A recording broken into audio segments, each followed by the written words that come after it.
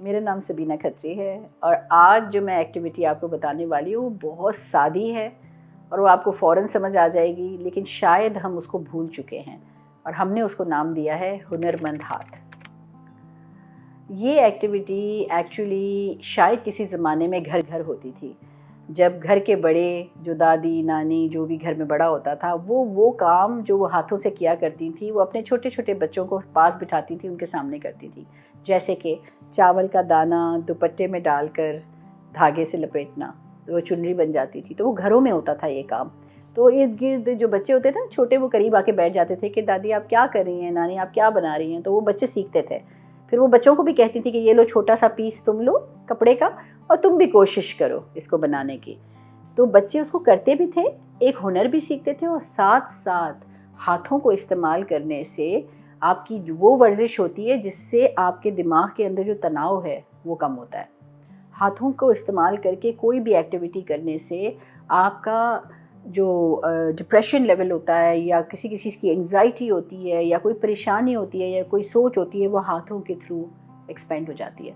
तो ये वो जानते तो नहीं थे, उस ज़माने के लोग इतनी साइंस तो नहीं सोचते थे। उनको तो बस एक बात पता थी कि ये चीज़ में मज़ा आ रहा है और ये हुनर है, तो बच्चों आके तुम भी मेरे साथ ये हुनर सीखो। इस किस्म के कई हुनर होते हैं, जैसे कि रोटी बनाती थी, हाथों से रोटी बेलती थी, आटा गूंथती थी किसी ज़माने में लोग। तो छोटी सी खिलौने की थाली बच्ची को भी दे देते थे, बेटे को भी दे देते थे बेलन, चलो तुम भी एक छोटी सी रोटी बनाओ, अपनी गुड़िया के लिए बनाओ या अपने छोटे भाई बहन के लिए बनाओ। तो वो हाथों का इस्तेमाल होता था, हाथ से आटा गूंदना। आज वो सारी एक्टिविटीज़ साइंस के फॉर्म में मॉन्टेसरीज़ के अंदर आ गई हैं। हम सब समझते हैं ये ग्रॉस मोटर स्किल्स हैं, जिससे आपके हाथों के स्किल्स होते हैं, लेकिन इसमें एक और भी चीज़ है। इससे एक हुनर ऐसा एक इंसान सीख लेता है कि वो आगे जाके उसकी कोपिंग मैकेनिज़्म बन जाता है। कि अक्सर जब बच्चे बड़े हो जाते हैं और उनकी आदत होती है हाथों से कोई चीज़ तख्लीक करने की, इसमें तख्लीक करने की सलाहियत है। आप क्रोशेट कर रहे हैं, स्वेटर बना रहे हैं। अगर आप बच्चों को भी एक छोटी सी, अगर 7-8 साल के बच्चे हैं, उनको आपने वो स्टिक्स दे दी जो निटिंग नीडल्स होती हैं, तो वो भी कोशिश करते रहते हैं कुछ ना कुछ। आहिस्ता आहिस्ता वो उसमें महारत उनको हो जाती है। जब वो बड़े हो जाते हैं तो जब भी तन्हा होते हैं वो ये चीज़ उठा के करना शुरू कर देते हैं, तो ये उनकी हॉबी बन जाती है आगे जाके। हॉबीज़ बहुत हेल्दी होती हैं, हॉबीज़ कोपिंग मैकेनिज़म्स होती हैं और साथ साथ अगर हॉबीज़ ऐसी हों जिनमें हाथों का इस्तेमाल हो, बेसिकली जिस्म का इस्तेमाल हो, जहां आप अपनी बॉडी की मूवमेंट कर रहे हों, उससे आपका तनाव कम होता है, आप रिलैक्स रहते हैं, साथ साथ आप बहुत सारे प्रॉब्लम्स से बचे रहते हैं। एक और इसमें आंसर है जो कि आज के ज़माने के लिए बहुत इम्पॉर्टेंट है। चीज़ें बहुत ज़्यादा टेक्नोलॉजी ड्रिवन हो गई हैं। हम बहुत सारी चीज़ें आजकल ज़ीरोक्स बहुत आसानी से बना रहे हैं, एआई के थ्रू या प्रिंटिंग्स के थ्रू, और अब ओरिजिनलिटी और ऑथेंटिसिटी चीज़ों की कम होती जा रही है।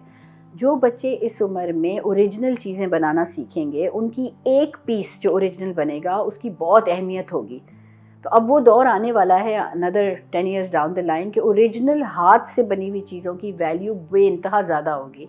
प्रिंटेड फॉर्म की चीज़ें जो आप एआई के थ्रू बना रहे हैं, उनकी वैल्यू इतनी नहीं होगी, वो सस्ती हो जाएंगी।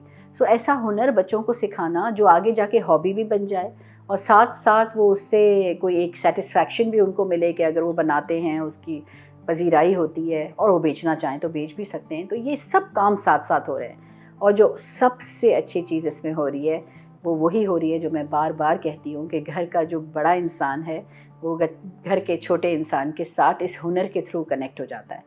तो हुनरमंद हाथों को, छोटे छोटे हुनरमंद हाथों को परवान चढ़ाइए।